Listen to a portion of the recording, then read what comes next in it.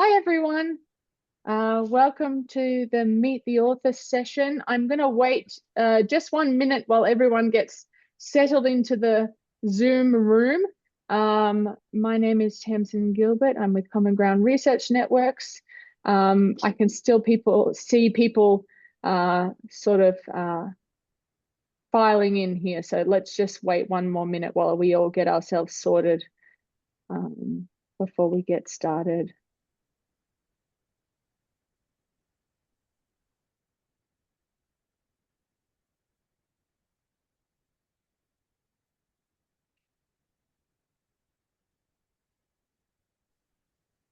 Okay, I think we should have everyone. I'll keep an eye on the waiting room while we get started here. It's my pleasure to welcome you all today. We're here for the Meet the Author session with the authors of Constructivist Co Curation, forgive me, a method of interweaving museums and school-based art education. Before we get started today, I wanted to introduce our Research Network Chair for the Inclusive Museum Research Network, Professor Gala. Amar, did you want to introduce yourself and say a few words? Yeah, thanks, Thompson. Hi, everyone. Just call me Amar. That's what they call me everywhere, especially in the US, Amar. And we founded the Inclusive Museum Research Network in Leiden in 2008. And we have a range of ways that we publish. And the latest book, the book talk today, is wonderful. And but the way we publish is, to put very simply, we do a gap analysis. What's in the marketplace? What's coming out? How can we actually focus on inclusion and inclusive museology, if you will? And today's book is very important because there's quite a bit of international dialogue on university museums and galleries through International Council of Museums, how well they engage with the pedagogy. So we even talking about pedagogical museums. So Dr. Wylder, Dr. Meale, wonderful to meet you. And thank you for being with us. I'll hand over to Thompson now and she'll take you forward. Yeah, over to you, Thompson. Thank you, Amar. Yes, so it's my pleasure to welcome our two authors today.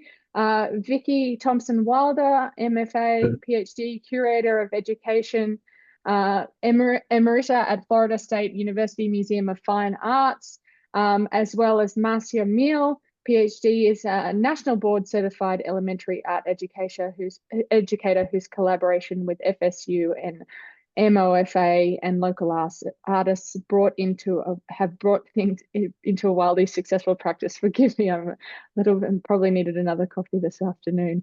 It's my pleasure to introduce you both today and looking forward to hearing more about the book. So with that, I will pass it over to you both to tell us more. If you have any questions, everyone, please write your name or raise your hand during the question and answer time. So thank you.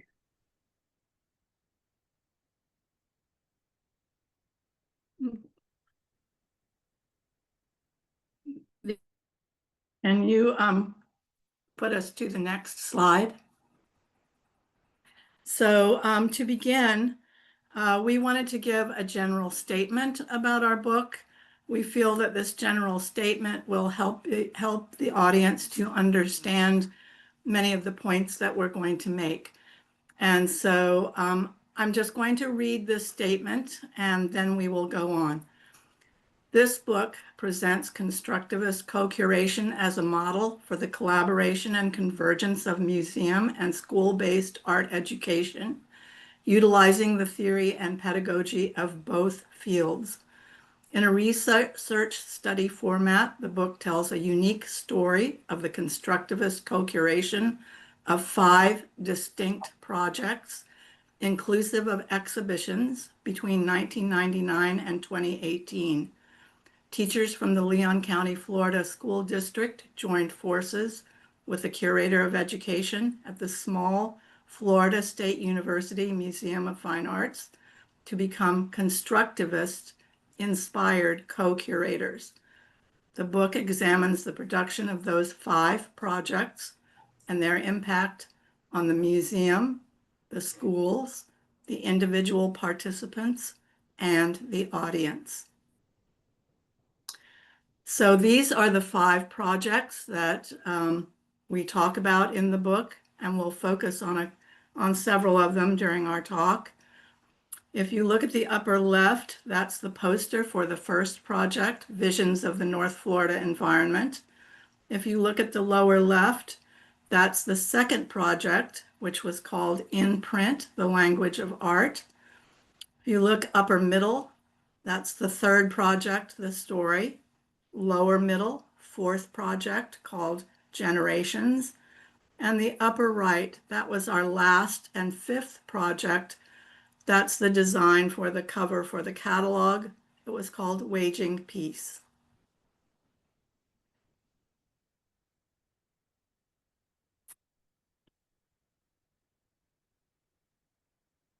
Sorry, Marcia, I think you're muted.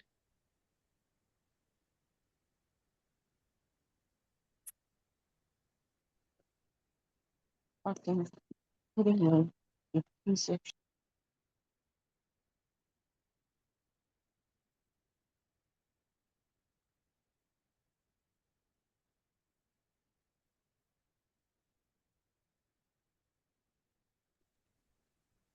I think you've Are we unmuted good now. Okay. Yes, there you are. Sorry about that. Keep going.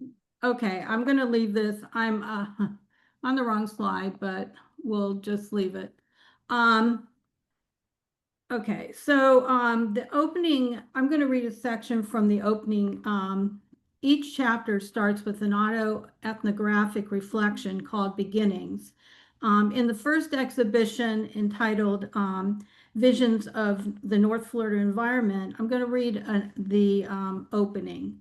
On opening night 2002, as I entered the Florida State University Museum of Fine Arts, it was immediately apparent this art show was different, well beyond the usual museum curated show with an art education component. Little did I know that 2 decades later, a new way of working would be established, a new approach to curation and collaboration. I did not know that Visions of the North Florida Environment would be the first of 5 shows in which the subject was suggested by teachers and co-curators by teachers.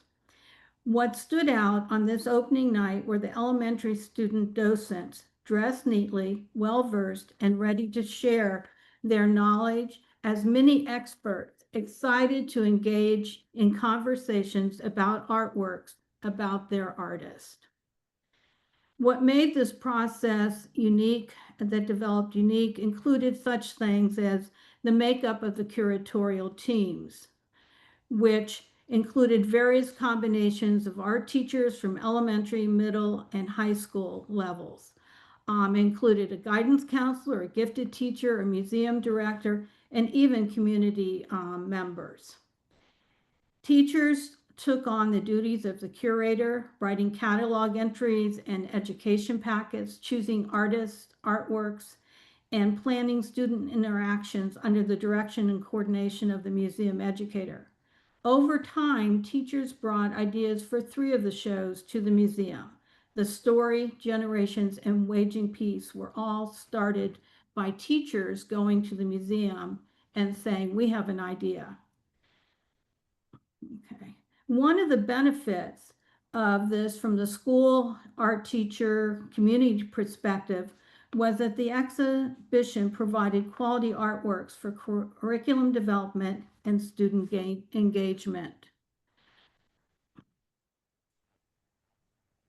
I seem to be locked for moving the video. Would you like to just stop sharing and then try resharing again? Okay, well, if I'm having a cursor problem. There we go. Something changed there. There we go. Yeah, okay. I don't know how that happened, but okay. The project included, the project introduced new audiences to the museum and professional artist artworks. They were expansive and inclusive. Students of all socioeconomic backgrounds eagerly participated, bringing extended family members to opening nights. Joy, noise, and energy filled the galleries, surrounded by works of professional artists and the student artworks alike. Well, here we go again. There we go. Okay. The student artwork, another advantage was the student artwork was presented in a professional setting, raising the status of the student artworks from refrigerator art to artworks worthy of consideration. Projects were expanded beyond the museum into schools and community. For example, satellite exhibitions took place in some schools, at City Hall, the public library, and a local community college gallery. Other organizations joined in partnership, the Plant, a DIY facility, the local Council on Art, Culture and Arts, and the Holocaust Education Resource Council, to name a few. A mural project might happen at one school, music or literary performances on open nights, hands-on activities in a museum gallery, teacher education packets were distributed to all the teachers in the district, educational workshops for art teachers, artist interactions, and with students. The process was fluid and responsive. We were able to respond to current events in a timely and impactful way. An example is the installation piece you see here, developed by several teachers in response to a Valentine's Day school shooting. The process was also responsive to changing art education theories, pedagogy, and state curriculum standards. And obviously, we started with slides in the early days and ended with digital streaming by the time we finished. Teachers developed collegial relationships where we live.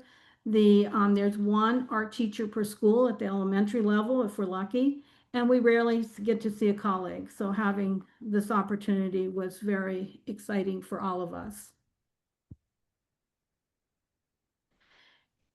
The teacher workshops developed around the exhibitions provided invaluable in-service for the teachers in their subject matter at a time when the school district had very limited funds. Visual resources based on the exhibitions provided additional materials for developing lesson plans. But most importantly, the projects engaged students, often working cooperatively, creating meaning. So all of this was based on a theory of learning called constructivism. And in this case, constructivism was applied to museums and the relationship of a museum's exhibitions and programs with its audiences. And I would mention that there was a foundational book written by George Hine called Learning in the Museum that was published many years ago in 1998. Where he sort of laid out much of this theory and its relationship to museums. So the central process within constructivism is about making meaning. And for museums, you have to think, how does the audience make meaning from the exhibitions and programs offered? So constructivism says that every person has this mental configuration in his or her own head, and it's made up of that person's previous experiences, knowledge, understandings, and meanings. So museum goers will then go to an exhibition or a program, make meaning by inserting some new information into that mental configuration. And the effect will be small, maybe a little detail-sized extension of the configuration that's already there, or it can be radical, something like a paradigm shift in thinking. So how does the museum deal with that theory of learning? Well, first of all the activities in a museum, mental and physical, need to be interactive. All the programs, exhibitions, etc., have to create a minds-on and hands-on approach. So they do that by several methods. The first is that they have to foster a connection between that new experience and new information and all of those configurations of all those museum goers, or try to anyway. So an example is here on the screen. Marcia mentioned that we created education packets for all these projects. This is the education packet for the story. And for that one exhibition and that one education packet, there were 24 lesson plans that were written to accompany it. Okay, the second idea is that you use a variety of learning methods and styles. And so some examples are you would have critical inquiry discussion, you might have kinesthetic reenactment of images that are in an exhibition, or you can have something like this, which is creating poetry. So on the right-hand side of the screen, you see a poem that was created by a fourth grader in response to the work on the left-hand side of the screen. So if you look at the left-hand side, you'll see a piece of pottery that has a beetle on it and several other insects. And so this fourth grade student wrote a poem called Millions of Mosquitoes. And you can see that it can involve, just the poetry creation itself can involve multiple learning styles. Examples are visual, oral, verbal, and intrapersonal. Okay, the next thing that this theory of learning in a museum tries to do is encourage experimentation in thought and action. And the idea is that students reach their own conclusions, not some preordained answer. So we had 5 student exhibitions in concert with these projects, and there were hundreds of artworks by students, and certainly each of them involves each student's own interpretation. And you see a student here looking at a student display who appears to be creating her own interpretation at the time. Okay, next.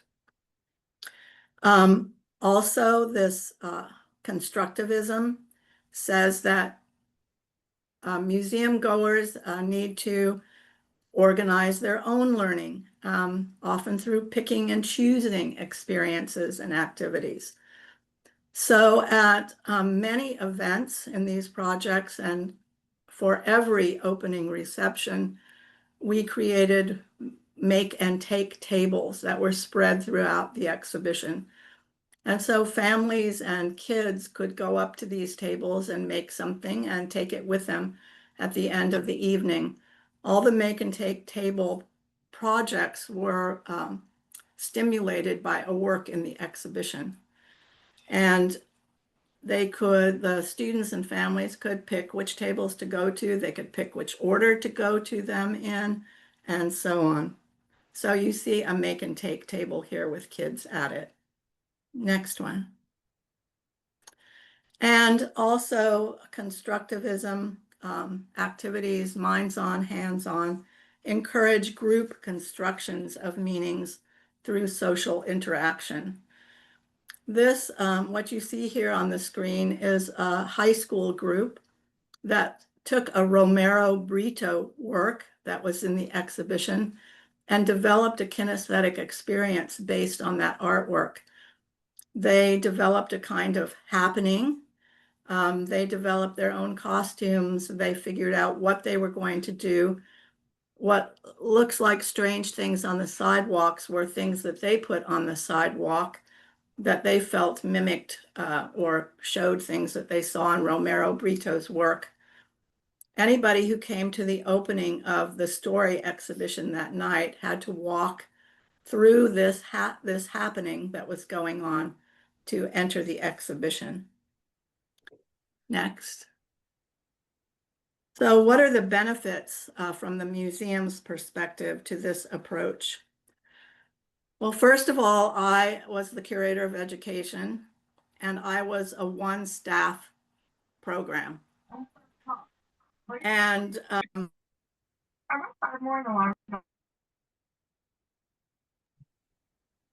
Sorry, Viki, it seems that you've got to unmute you. can you hear me now? Yes, thank you. Sorry. Okay. Not. So I'll repeat that. What were the benefits from the museum's point of view? And I said that I was the one-staff museum education program at our museum. And this approach made the program, the education program, much broader in concepts, in the number of participants, in the number of activities, and actually the meaning making became more profound. The second major benefit, as I saw it, was that there was a better understanding between two systems. There was the museum system, there was the school system. And once the two systems were understood by, like the museum was understood by the schools and the school was understood by the museum, it made merging our goals and our approaches and our activities and everything very workable. So I also wanted to give a few evaluative numbers and features that I feel show the benefits from the museum's point of view. The co-curatorial committees ranged from a small committee of 3, but all the way up to 18 members of a committee that were teachers. And we would, to show the real size of these committees, we'd have to add a few community members on top of that.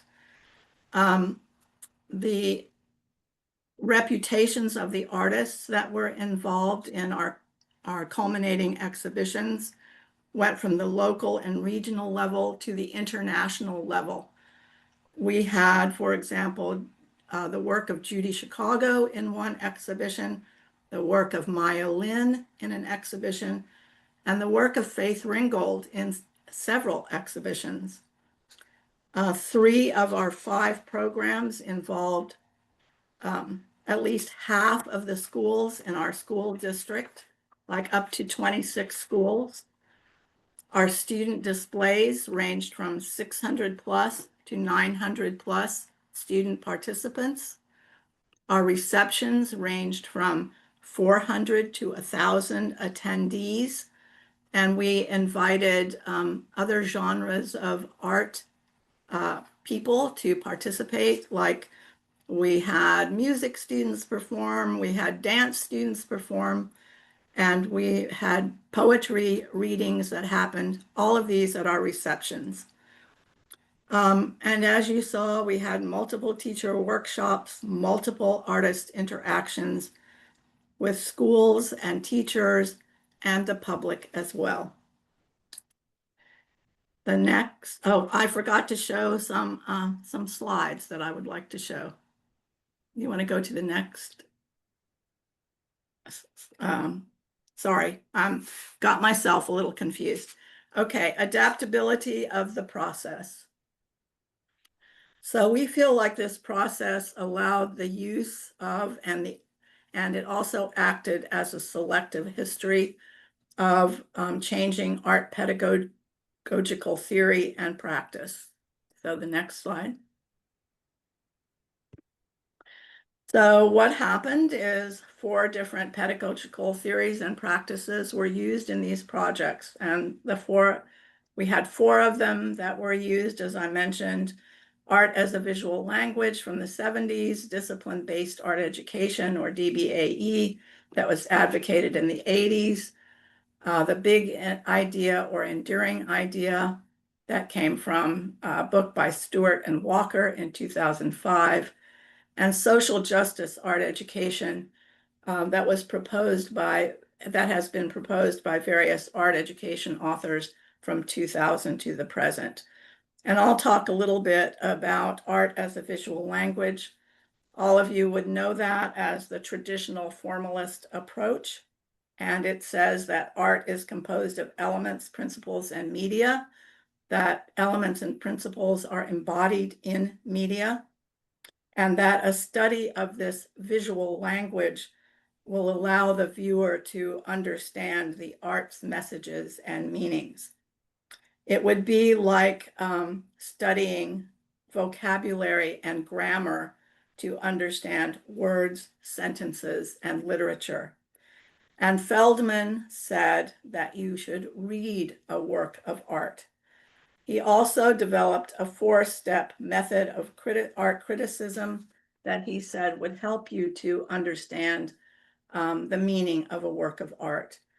And those 4 steps that most of you would be familiar with. First one is description. Second is a formal analysis of the work. Third is interpretation of the work. And fourth is judgment. And that criticism method was picked up by the next theory and practice you see there, DBAE. I'm going to talk a moment about discipline-based art. This is a really short version of it, but it was integral in getting the first show off the Visions of North Florida started and leading us down this road. Discipline-based art education started a shift in art education content and practice. The Getty Institute for the Arts recognized that many schools across the state and nation were without or had limited elementary art programs. Their goal was to develop students' ability to understand and appreciate art. The emphasis was to include classroom teachers in art education by naturally integrating art education into the subject areas. For example, literature, science, and math.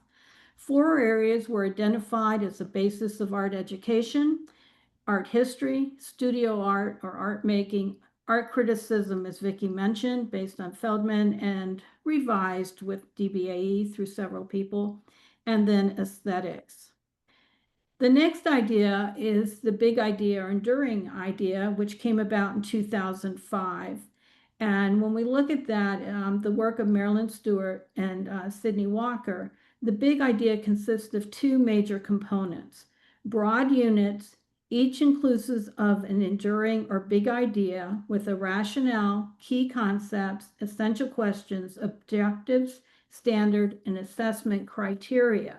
The second part of that was the lesson planning moved to a series of lessons instead of an individual lesson unrelated to prior lessons. So in this case, we teachers planned a series of lessons addressing a concept or idea, questions, and objective for the unit. The framework was interdisciplinary across subject matters. It utilized inquiry methods from the 4 disciplines of DBAE: art making, art history, criticism, aesthetics. It was multicultural. It requires connections to the self and the real world. And most importantly, it focused on communication and meanings inherent in artworks and artifacts. Finally, it changes the role of the teacher, and she moves in and out of 2 roles, that of an expert as well as a facilitator, guide, or coach. The big idea framework is constructivist in nature, with an emphasis on the connections and construction of knowledge by the learner through hands-on, mind-on activities, discussion, and collaborative work. And the 4th theory and practice that was utilized was social justice art education. And it's been proposed by, as I said, various art educators. It is really simply a series of concepts. It doesn't have a formula for how you teach it. but there seem to be two main processes from that area. The first is that you utilize the idea of expose, an expose of inequality and unjustness that would then lead to making activist artwork. The second process would be the construction of social connections through things like group planning or group decision making or group implementation. And of course, the process would take in all perspectives, all voices, all interests, and all participants. So to sum this area up in our talk, we felt that the adaptability of the co-curatorial process invited a collaborative comprehension and practical use of all these theories and their related pedagogies. They all were used in lesson plans, and they all were used in workshops for teachers. So what is the practicality of this process? How does it work? Well, we wanted to put a step-by-step guide in the book so that other people could utilize this process. And we figured out that there were 20 steps. We gave 20 steps in this process, in this constructivist co-curatorial process, that were meant to be used over a 2 to 4 year time span. We even put a chart in the book that outlines the process very simply. And you can see the first page of the chart right here. And the first column is what the museum educator does, the steps. The second column is what the art educator committee does, its steps. And the third is the community, because the community has input and it has occasional steps as well. The whole process that we outline, we begin with the origination of ideas and themes, and then we go through very practical things like determining a budget, or how do you select the artwork that you want in the professional culminating exhibition? How do you develop activities? You print publications. We go through everything to the very end where you're striking exhibitions and writing summative articles that you might want to have published, or you might want to give presentations. So it literally goes through everything. Next slide. So to show the practicality of the process, we thought we would show very briefly a series of slides for our fourth project called Generations. And with each slide, I'll make just a few comments, very short. So here is the where you would walk into the culminating exhibition of the Generations project. Next slide. This is a catalog page for that program. And I wanted to draw attention to, it might be hard to see, but what you see at the bottom of this catalog page, in the catalog we published with the program. So we outlined the 4 criteria that we used for picking the artists and the artwork for this exhibition. The first one on the bottom left says art movement first generation to art movement second generation. And so an example is we included a first generation member of a Florida movement called the Highwaymen, and a second generation artist and artwork from that same movement. If you go to the right, you will see it says family to family. We included family members and their artwork in the exhibition.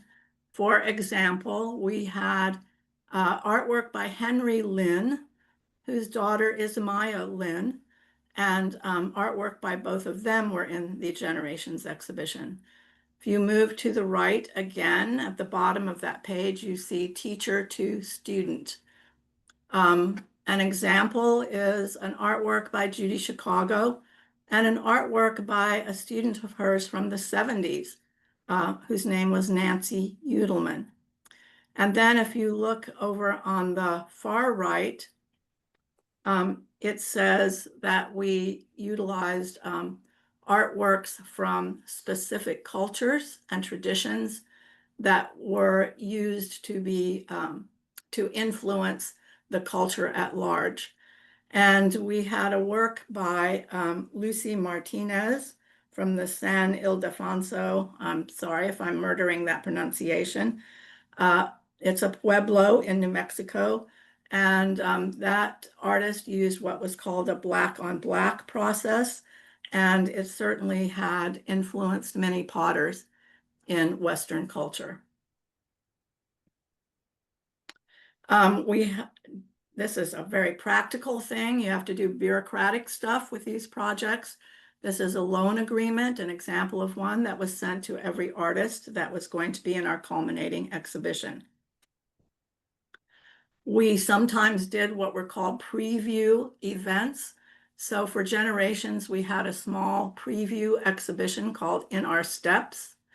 And what we did was we had committee members show their artwork and their students' artwork. And then that reception for that small exhibition was followed by a talk and a book signing by Faith Ringgold. Of course, we had lesson plans. We had an education packet. This is a page in that packet. And the work you see at the bottom on that page is by Maya Lin. We had teacher workshops. And this particular teacher workshop, this was the flyer for that. It featured a Holocaust survivor who had been very influenced by her art teacher within a camp, a concentration camp during World War II. We had artist interactions. What you see here on the left, the man standing on the far left is Robert Butler. He was the first generation of the highwayman artists. And on the right, kneeling, you see Aletha Butler, who was his daughter. And her work was in our exhibition. They came to a family day and they talked about their work. And then all the people who had come to the family day were invited to make their own work while they were there. And Robert and Aletha would go around and talk to them about what they were doing.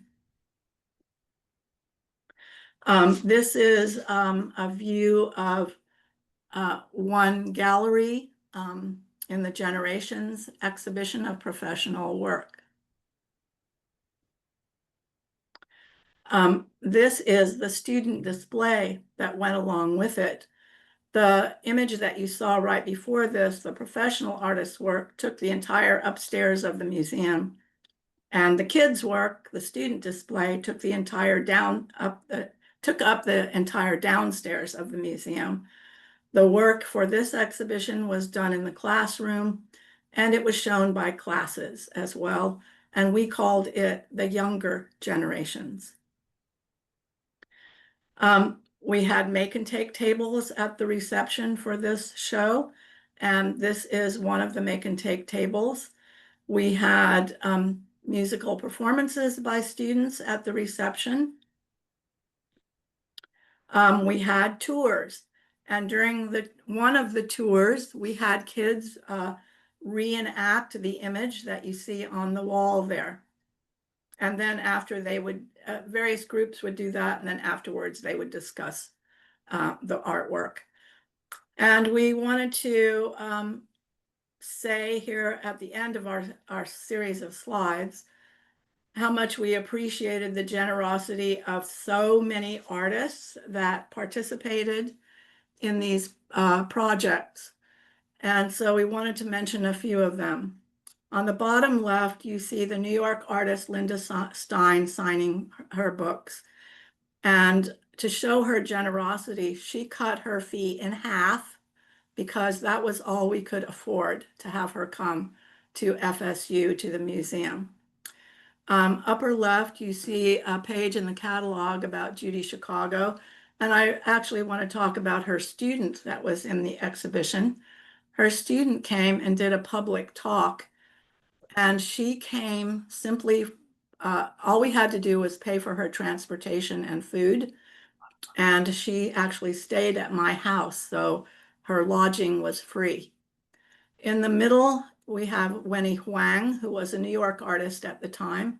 She wrote her own grant to come to FSU to meet with several classrooms of kids and to do an opening event. You see her doing her opening event in this image.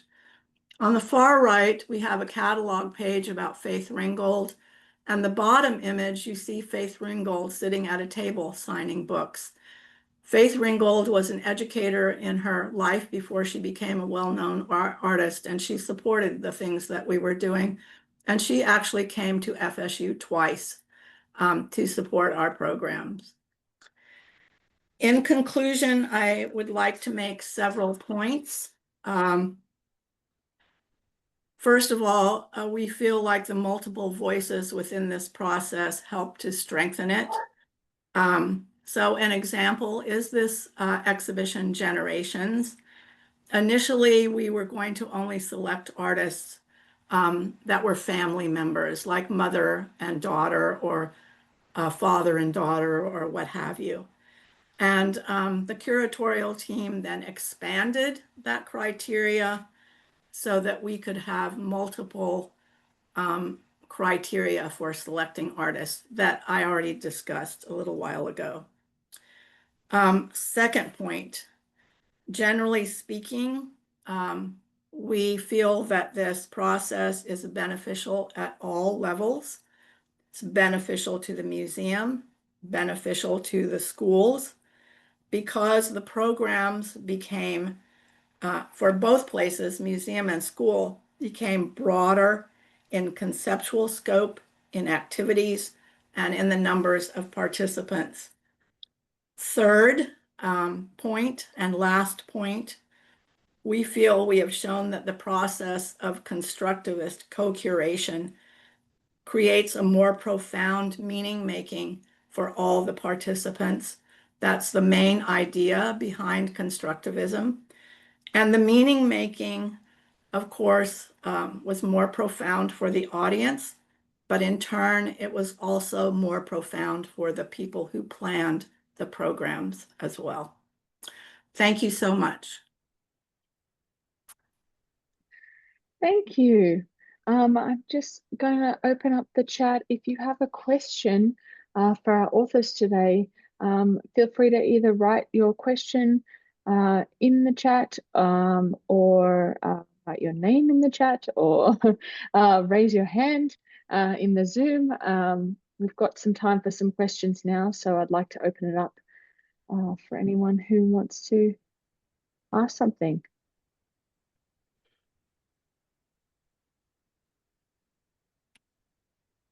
There always has to be someone who's the brave person to go first.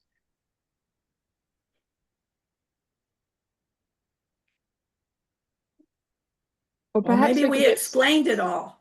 Yeah. The problem is you gave us all the answers. No, I'll start with a question. Where to, or sort of where to from here? What's your next? Where are you going in terms of research and curating from here on? Now that you've written a book. Well, that's a really good question. I feel like right now, because we're both retired, I'll just say what I see is that we are hoping that we can spread the word and maybe encourage some other people to take up this process. And we'd be very happy to consult with anyone, help anyone who would be interested in taking this on. That's sort of what I see as our role right now. But Marcia, you can speak to that too. No, I agree with that. I think at this point, it's, you know, the idea is to show some enthusiasm for the process and the value of it, and spread it with the younger generation, the teachers there. I'm also hoping that having concrete examples of what art, the different art theories will help them find their own voice in the classroom as art teachers, that they have examples of what a DBAE lesson plan looks like. What does a big idea lesson plan look like? How do you deal with social justice in the elementary classroom? That's a huge hurdle, you know, when it's based on mostly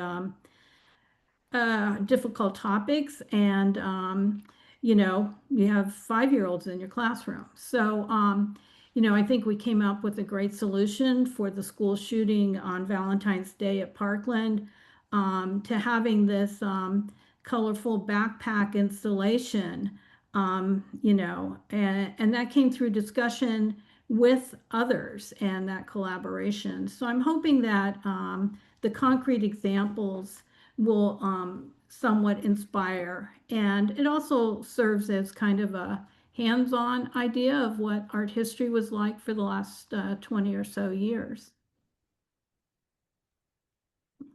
You, Zatasha, I wasn't sure if you have a question. You put your name in the chat there. I'm not sure if you, Zatasha Shah, did you have a question that you wanted to ask? If so, you can unmute. If not, we have another question. Hi, Hi, good morning Zatasha. hi, good morning to all of you. Thank you so much for giving me a chance and allowing me to join in discussion. I appreciate it. I just wanted to say thank you to you and the great writers. I learned a lot today. Thank you for expanding my knowledge about these important things in the multiple ways. I appreciate it. Thank you. We appreciate you attending. Thanks, Zatasha. Oscar, did you want to unmute to ask your question? Good day, colleagues from South Africa, city of Tshwane. And to be honest, Tamsin and authors and everybody, I was just thinking about the notion of transdisciplinarity, because the authors, our colleagues, did a good job in integrating various disciplines, various modes of communicating, and of producing knowledge. And the whole time I was listening to them, my mind just kept going back to transdisciplinarity, which briefly is getting, let's say, universities and schools to transcend the borders. So I was deeply inspired, Tamsin, and thank you, everybody. Thank you. Thank you. Did you want to say anything about transdisciplinarity, or we'll just leave it as an open question? Something to think about for the future, maybe. Mark, you're next on my questions. Hi, I'm Mark Samudi. I'm at University of Minnesota Duluth in Duluth, Minnesota. I teach actually environmental and outdoor education, but I absolutely loved everything. Loved everything. And the question I'm going to ask is there a way beyond this talk that we can connect? My dad, who is also retired, and I have a self-published book in press right now that is about addressing the public education state of emergency. And what that really means is relative to culture, you know, if kids don't see themselves in the curriculum, there's all kinds of things going on. But the curriculum model is very much about event-based learning that elicits executive functions. And so on a very small level, my dad has done these projects in the schools that lead to art exhibitions or cultural events and inviting community members and parents. So I'd love to just talk with you more about your process and you know, when you said, "Hey, we hope we find people who will carry this on," I'm like, "Yeah, let's go." So, so I don't know. Should I just put my email in the chat, or what do we do here? I'd certainly be happy to talk with you via email or by Yeah, phone. I don't or- mind. Anybody, I'll just put my email. Is it okay to put my email on the chat? Fine with me, as long as you're okay with it. Yeah, and if anybody else wants to say hi from around the world, please do so. And so how do we, will his email address show up? Yeah, it'll show up in the chat, but I can also pass it along to you. Okay, that sounds great. There. Do we have any other questions? Anyone who wants to Thompson? ask something? Yes, go ahead, Amar.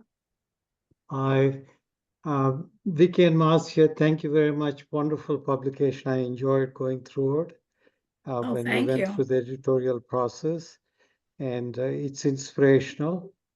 And I'm glad you mentioned George Hine, because George was at the Inclusive Museum Research Network conference in Copenhagen. He ran a series of workshops in preparation for the conference, and constructive curation is very useful methodology.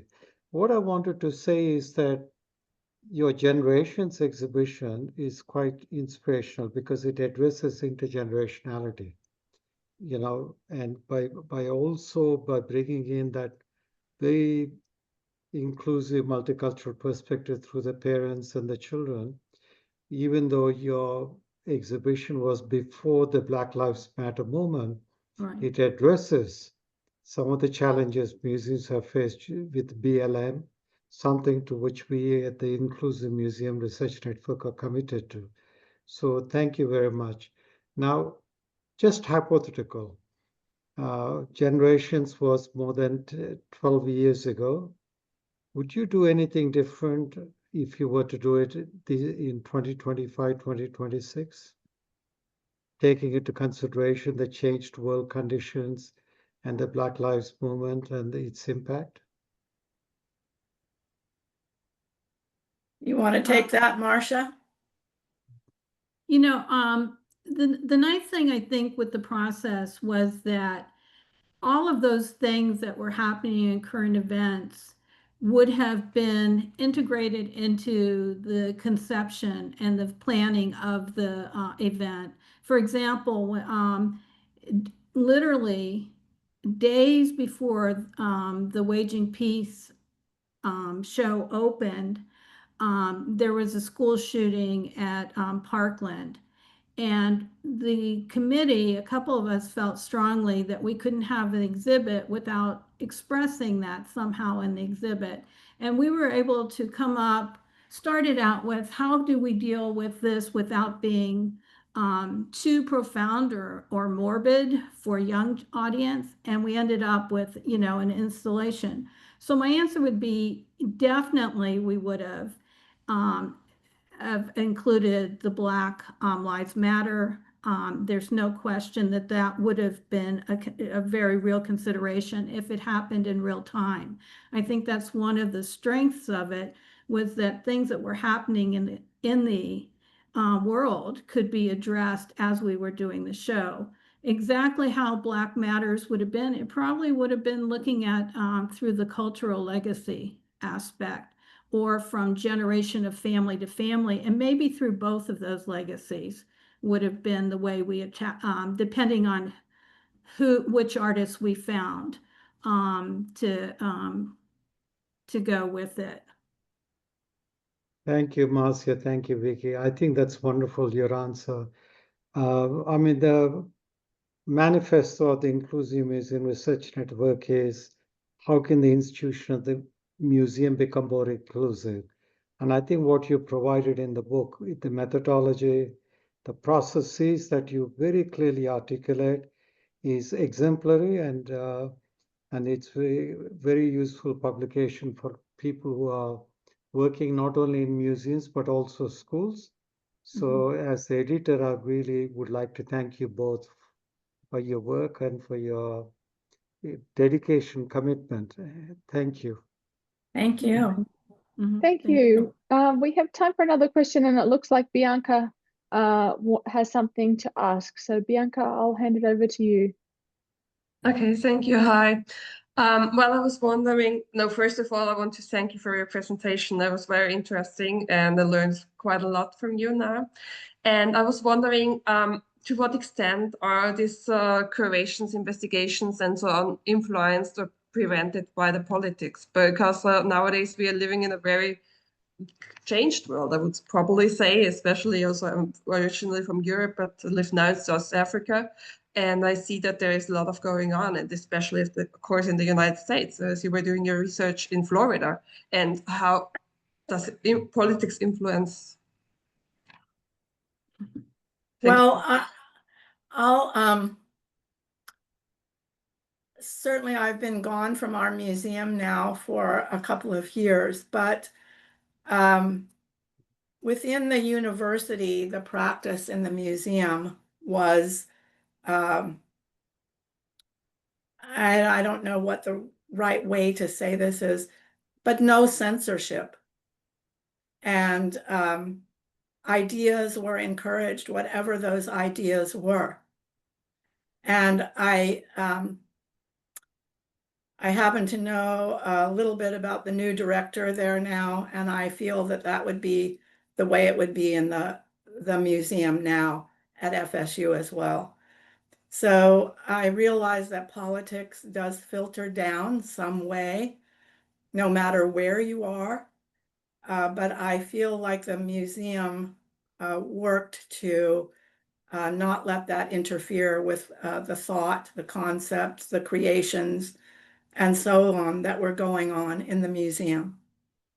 That's my interpretation of the environment that is there. Did I answer your question? Thank you. Sure. Okay. I Well, think, oh, sorry, go ahead, Marcia. yeah, I was wondering if I could add to that. I was thinking that one of the advantages of the process was that it probably in the current climate wouldn't focus just on all the social issues. But when you have a broader topic and you have people who have really bright brains, not mine, but other people adding to the brain factory, you get these great ideas of ways to do it. For example, if you're going through generations and you have multiple paths, then you can deal with some of those issues that are challenging. Or if you have, the story, you can find ways to deal with some of those issues without throwing it in the politician's face and saying, I'm making a huge protest. We can protest more subtly and get our points across, I think. Well, thank you both and everyone for your time today. It was certainly going to leave us with a lot of thoughts and things to go from here. So thank you to Viki and Marcia. I can't wait to read the book, and you can follow along in the chat is the link for the book as well. So with that, I'll say good morning, good afternoon, good evening. We've got some people from South Africa, from the US, who are all over the world, India. So thank you all for your time today, and have a nice morning, afternoon, or evening, wherever you are. Thank you. Thank you very much. Bye. Bye. Bye.